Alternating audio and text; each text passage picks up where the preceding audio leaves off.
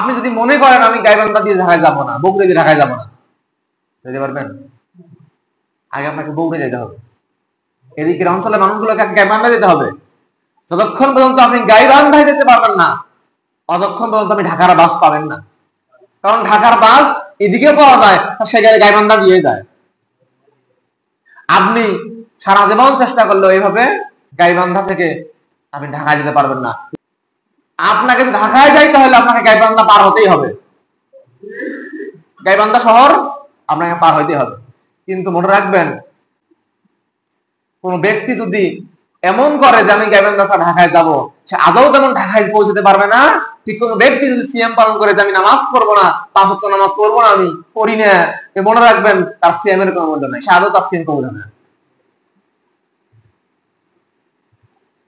আপনি 26 বার হজ করেন না কেন, 36 বার হজ করেন না কেন, 46 সপ্তাহ আগে মারা যান না কেন, আপনি যদি নামাজ না পড়েন তাহলে আপনার সিএম এর কোনো মূল্য নাই। কারণ কিয়ামতের ময়দানে আপনাকে আল্লাহ রাব্বুল আলামিনের কাজ করা আপনি দাঁড় করাবেন।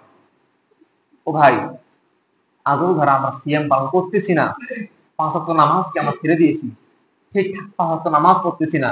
এই রমাদান আসলে নামাজে আমরা আসি, রমাদান শেষ, 1 মাস সিএম পালন করলে খুব ক্লান্ত, কষ্ট করলে যাও, তোমার পরবর্তী রমাদান পর্যন্ত তোমার ছুটি দেওয়া হলো, নামাজ পড়ার দরকার নেই। এরকম কি আছে নাকি? আছে এরকম? তোমরা সিএম পালন করে 1 মাস সিএম পালন করে কষ্ট করছো, যাও 1 বছর তোমার নামাজ পড়ার দরকার নেই, মনে হয় আল্লাহ এরকম কি বলে?